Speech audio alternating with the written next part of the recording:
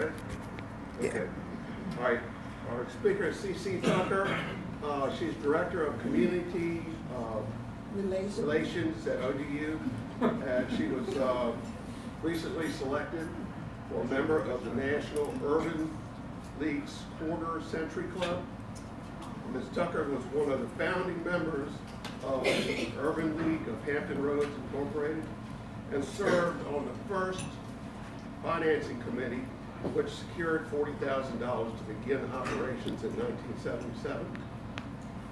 In addition, she was one of the first members to serve on the board of directors, served as interim president for 2 years, and was employed as the first director of programs.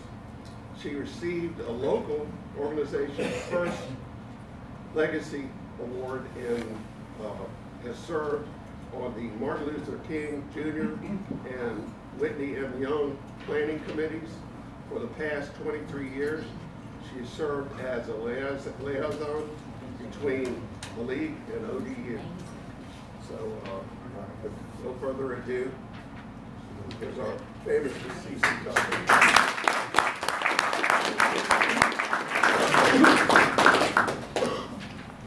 Well, first of all, it's very hard to do this because I did this many, many years ago, and everybody talked about it, and then people started saying, you have to do it again. Well, you can't go home again. You know, I'm going to do the best I can. I can't remember everything I said before. Sorry, we won't remember half of it. But I do want you to know that Charlie said something to me this morning that I said back then. I had forgotten that. I should have put that in there for this time, but I didn't do it. So that just goes to show you, you know, how difficult this is. There are a couple of things I want to bring to your attention before I begin. The Bible that I'm holding here is 64 years old.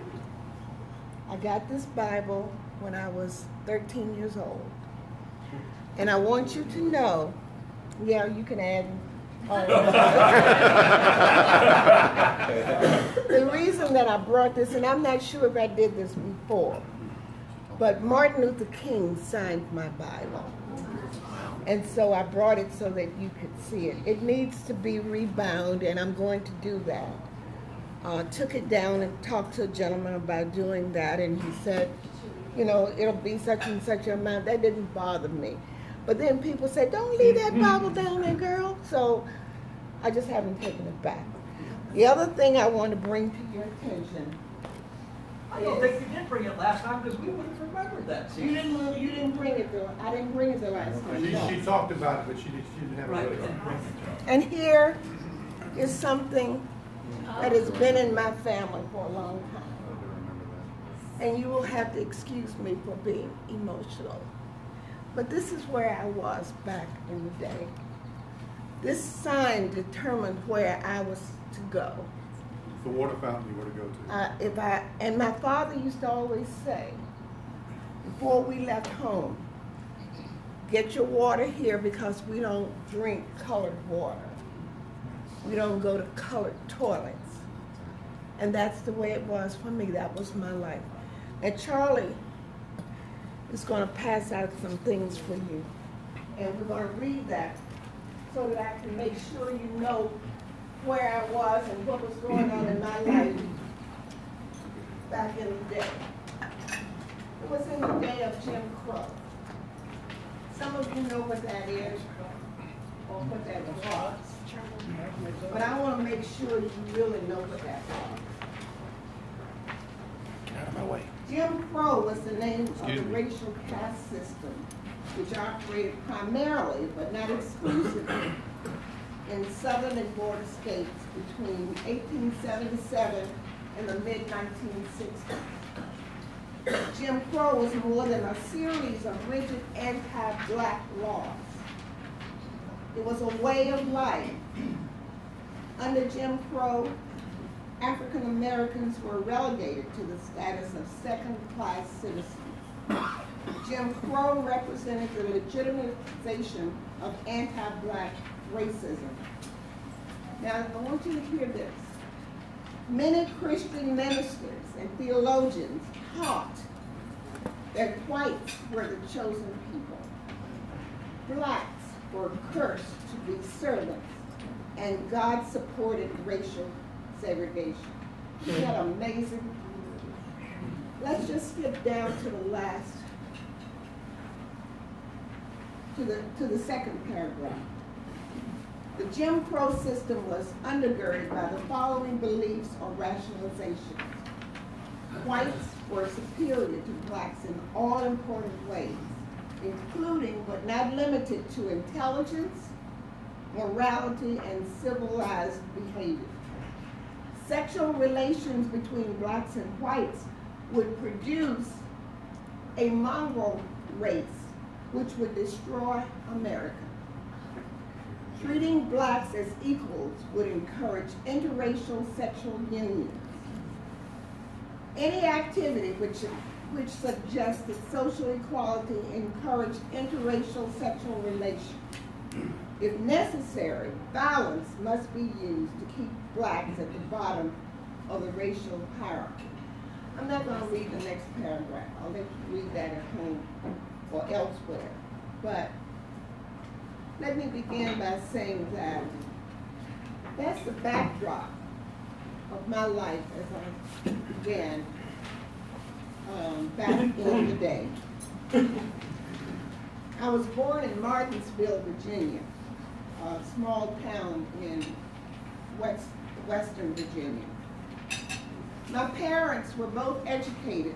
My father, a school principal, and my mother, a school teacher.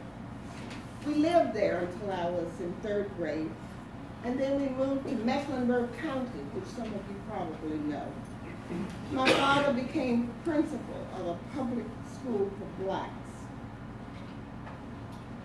Education for blacks in that part of Mecklenburg County had been provided by Northern Presbyterians. The school they provided was a boarding school, so all blacks could not attend. But the county purchased the boarding school in 1946, making it possible for all blacks to attend. If you didn't know it, school was not a given for black children. Some places went without it, and some places had school provided by philanthropists, such as Rosenwald. Some of you have probably heard that name. These were philanthropists who built schools all over the South for black children. I grew up in a small town in Southside Virginia during the days of segregation. That town was called South Hill, Virginia.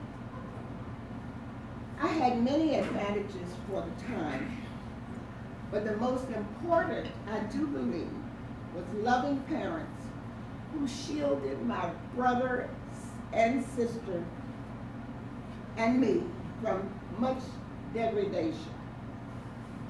When I was 5 years old, I had a ruptured appendix. The doctor who treated me did so in a room above a drugstore that had been retrofitted as a hospital. He nor I were allowed to go to the hospital in that town. Only whites.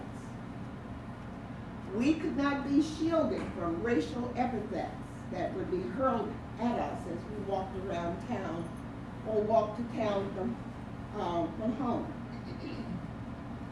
And as I pointed out before, my father would always say, when we left home, go get your water now. We don't drink colored water. We don't go to colored toilets. Everything was labeled. And I am telling you, I remember this, colored or whites only. Restrooms, entrances to public buildings, everywhere you went. Restaurants. Restaurants. Restaurants, that's correct. When folks talked mean to us, our parents assured us that we were not to hurt their names. we had been called.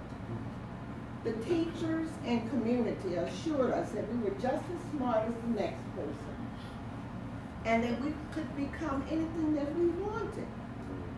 But we just had to work harder for it. In that small country town, we could not go to the local park, swimming pool, library. Now, the bus station was a place we could go, but we had to use the back door. So my father would always go in that room and buy our tickets for us.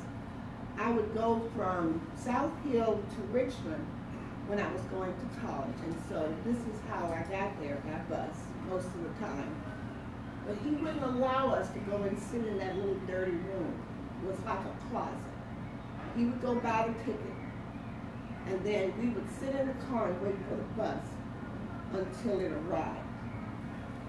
The local theater was open to us also. Upstairs.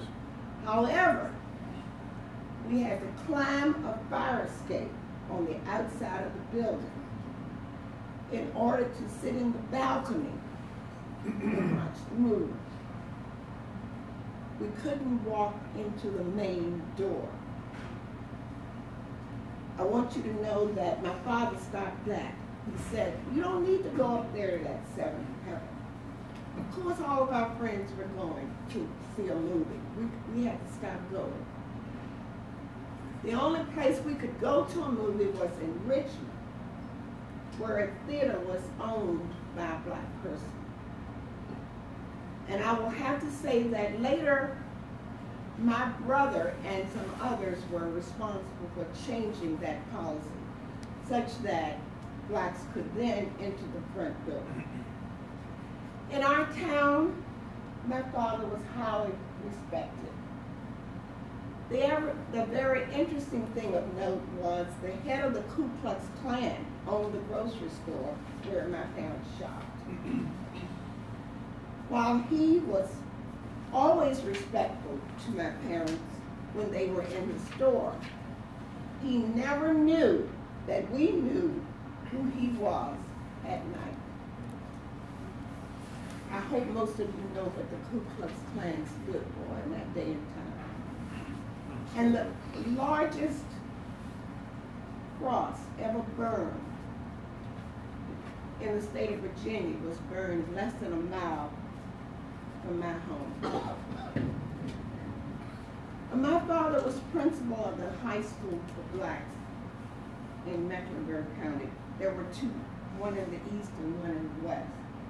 But when the schools were desegregated, he was demoted to junior high school principal.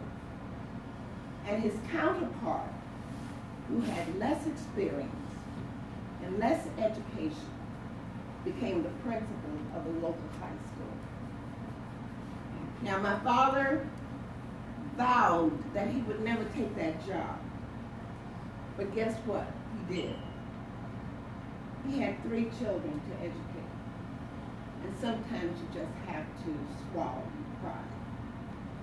My mother taught elementary school. And in the early days, she taught at a one-room school that housed grades 1 through 7. Some of you may know about such places.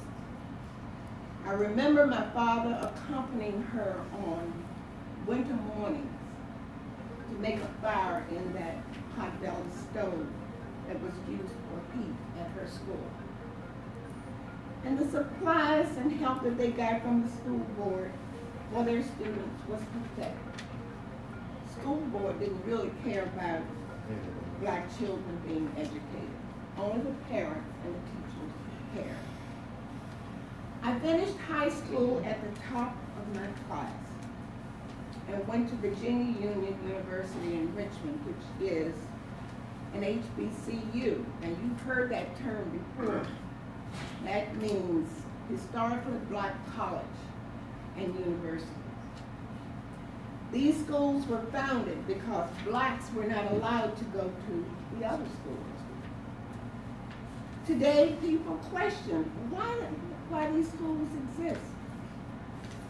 They have a place, and I value the education that I received there.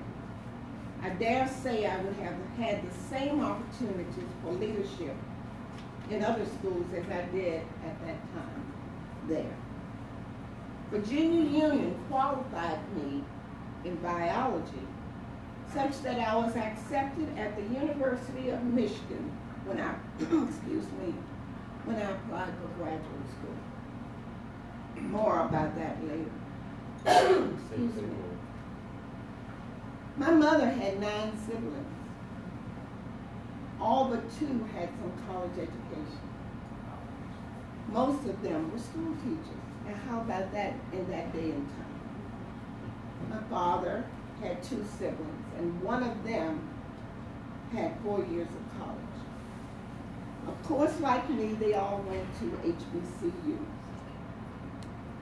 In that day and time, I think it was remarkable that my relatives attended that school and had that kind of education. Even though none of my grandparents had much education, they valued it for their children. One of my grandparents, my grandmother, washed clothes for whites. Thank you. And ironed those clothes. I remember, thank you. Ladies coming up to the house to get clothes. My grandmother was always grateful for the job. And I had 2 grandfathers, they were both janitors. At Virginia Union, among other things, 2 very important events took place in my life. Dr. and Mrs. Martin Luther King came to visit our campus and share with us things that were happening with the Montgomery boycott. We got to meet them and ask questions. And that Bible that you see over there was signed when they came to campus. Turns out that there was a reception in my dormitory. And so all the girls went upstairs and got their Bibles and brought them downstairs, and he and she both signed the Bible. The second event happened just as I was about to graduate. There were sit-ins in the tea rooms of 2 local department stores.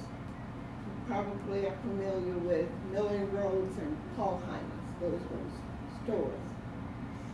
My father called and said, "You stay out of that. You're going to get yourself killed." And the reason he said that was that he almost got himself killed in a town in Southside Virginia called Dinwiddie. He had some words with a person who was in the post office. They vowed they were going to kill him.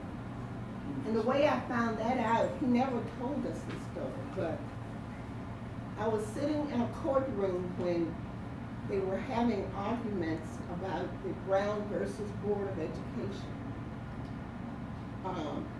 And I was sitting next to this gentleman. He asked me my name and where I was from. I told him.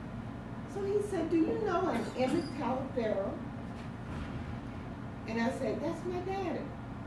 So he said, "I just want you to know that I was one of the persons that threw him in the ditch the night those white men came to kill him." So that is how I found out, and that is why he didn't want me to participate. And so I want you to know, even though he said not to do it, guess what? But I spent a lot of time dodging TV cameras because the television station in Richmond, well, we could get it in South Hill. And so whenever I see a TV camera, excuse me, I would have to run. I didn't want him to see it. I really respected my father. A lot of my friends were arrested, went to jail. People in the community raised money to get them out of jail just because they were carrying picket signs and sitting at lunch counters. At Millen Roads and Tallheimers in those tea rooms, we sat around on the lunch counter benches. And of course, nobody waited on us. So we just sat there with our books. And people jeered, they shoved, they pushed, they spat. Ladies and gentlemen, I wouldn't be able to do that today. I don't think I could handle that. We were told, do not retaliate. We went through a training, and they told us if they hit you, don't hit them back. If they push you, don't push them back. I know I couldn't do that today, but at any rate, I did take that. It was horrible. It was humiliating.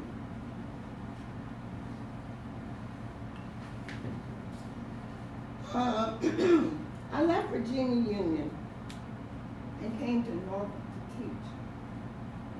In the school in the city where I taught was to teach with only blacks who teach at Booker T. Washington High School. So when I was interviewed, the personnel director said, I don't have anything I can offer you at Booker T. So I said, that's okay, because I knew I was going to get a job somewhere. And so she picked up the telephone and called the principal and said, I like this lady that I'm interviewing. I want you to find a place for her. And that is how I came to Hampton Roads. I've been here since. I was in 1960. And at Booker T. Washington High School, I taught biology. That school was inferior in the way you looked at it. As a matter of fact, pictures that I've seen of it since, they called it the factory because it was so ugly and it was inadequate. The books that the children had came from Maury, Norview, and Granby. Children had written all over the books. You know how that is. We never had anything that was new. The school itself was built for fewer students than were in attendance. And as a biology teacher, I had one microscope, and almost everything else that was used in my classroom I bought myself. Now here's something interesting. Most of the school teachers at Booker T. Washington High School were armed with masters and beyond. And you want to know why? Because the state of Virginia would not allow us to matriculate at Virginia Tech or the University of Virginia for a master's. Okay? And so what they did is they had a fund for anybody who would get admitted to any school in the country outside of Virginia. And they would pay for your room, your board, your transportation, your tuition. Now how dumb was that? So many teachers took them up on it, and I was one of them. I got my master's of science from Michigan State, and it was paid for by the state of Virginia. And that's the way so many of the teachers got their education. And I have to tell you, my father had a master's that he got from Columbia Teachers College in New York, the same way. That is crazy. Just very silly. But that's why the teachers were so good. The chairman of my department was a woman. My father told me about her before I even got here. She had lost her job. They fired her because she had the nerve to stand up for equal pay. White teachers in the same department in anywhere got more money than black teachers. And so she challenged that, and because of that, she lost her job. And she was a wonderful lady. She taught me a lot of things. She was very demanding, however. I was scared to death of her. But nevertheless, a lot of things that I do today, I learned from her. When I came to Norfolk, I was 21, and so I wanted to vote. An election was coming up, and so I had to go to register to vote. And at the time, I lived in what is now Chesapeake, but it was called Norfolk County. So in order to register, I went to this house down there. I know exactly where it is now. And not remembering that I wasn't allowed to go to the front door, I went up to the front door. And the gentleman inside told me, you go to the back. So I had to go around the back, walk up some narrow steps, and into the kitchen where I sat to register to vote. And my test was a literacy test. That's how they determined that I could vote. Did you pay a poll tax? You know, somebody else has asked me that. I'm sure I must have, because it was after that the lady stood and had that done away with. But I cannot remember really paying the poll tax. But there was a tax involved that blacks had to pay in order to vote. But at any rate, I passed that literacy test. It was, you had to read a section of the Constitution and interpret it. And so, you know, I was a learned lady, and so I was able to do that, and I passed the test. And afterwards, I said something to the registrar, who had said something mean to me earlier in the process. And he ordered me out of his house. You get out of my house now. And so, I don't know why. I wasn't afraid of him, but I did get out of his house. I'm glad that I did. You never know what might have happened. Let's see.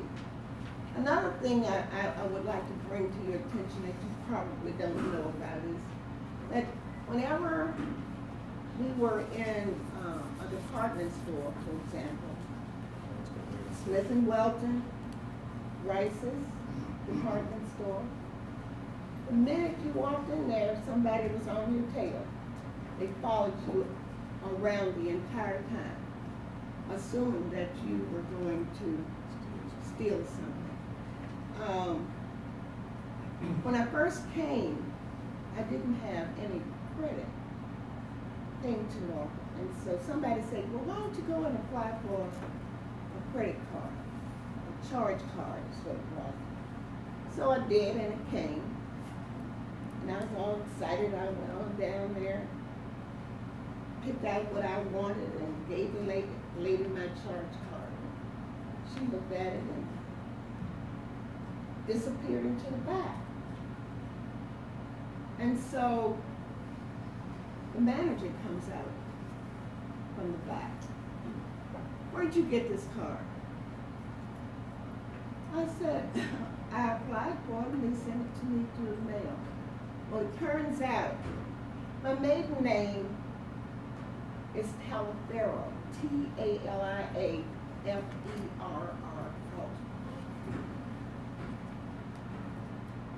So there is a very prominent white family in Norfolk with that name. It was assumed that I had stolen the car. And by the way, just an aside, that was also the middle name of Booker Washington. Booker Taliaferro Washington. So people who knew that used to say, so are you related to Booker T? And I said, well, could be, and maybe. But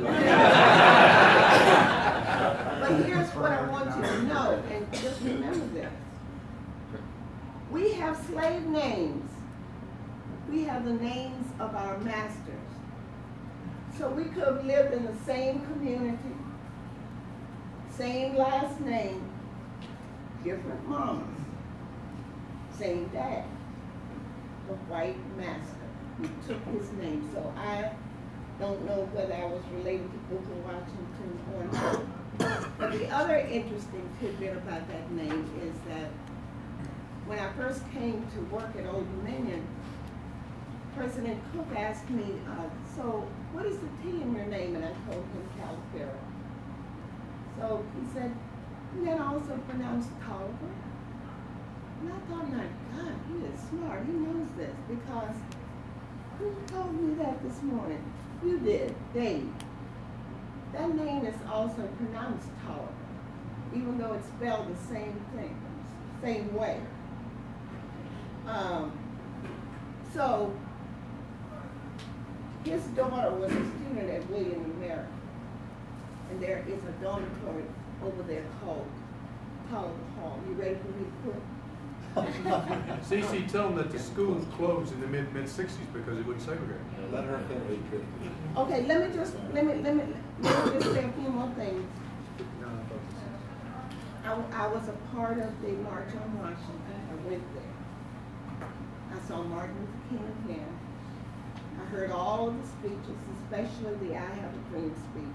You know, in that day and time, it was like going to church and hearing a good sermon, and you know, you go on about your business, but you never knew it was going to be that important. But the I Have a Dream speech became more and more important as time went along. And I want to tell you also that while I was in Michigan, I fell in love with a young man, got married, had 3 children. Those children went to Norfolk Academy. On another occasion, we'll talk about that story. That's a tough story. My children all have scars from that. But nevertheless, they got a good education. Finally, I got married, and my reception was held at the Golden Triangle. Some of you know where that is. It has another name now. It had several names. But do you know that was the first time blacks could use that hotel?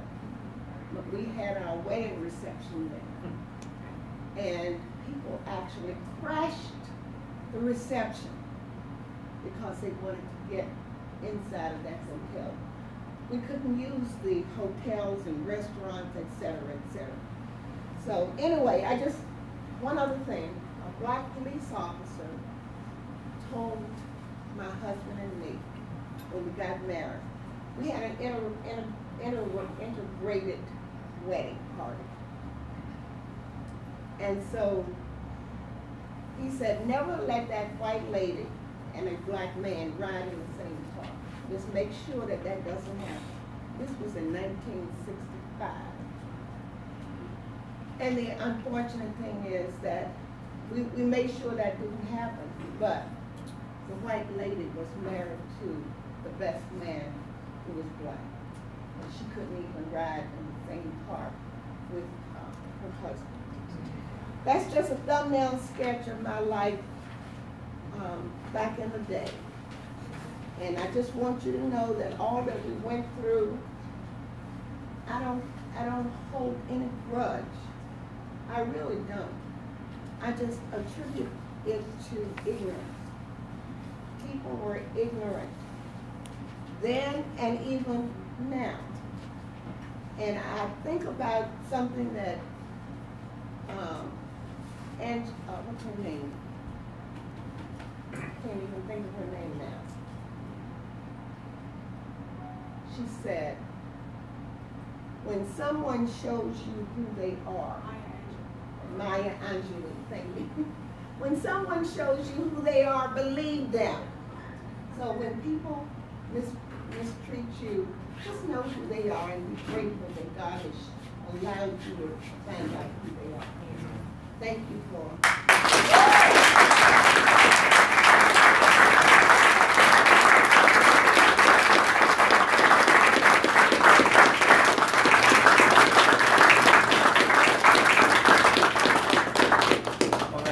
To Washington, a song was sung, "We Shall Overcome." Yes, sir.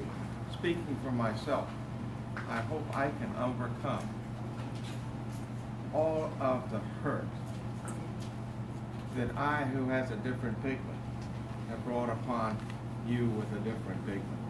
Thank you. God bless you, my friend. Thank you.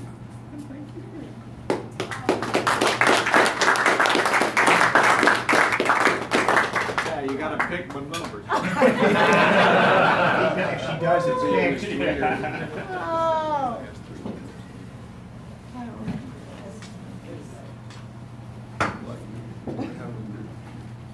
Last three, 830. That's the wrong one. I got it right.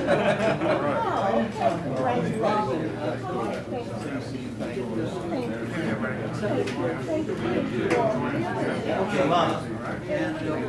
You're welcome. Glad to do it. Every Friday morning, we'll be here doing something. That's what I wanted to do too, Mary.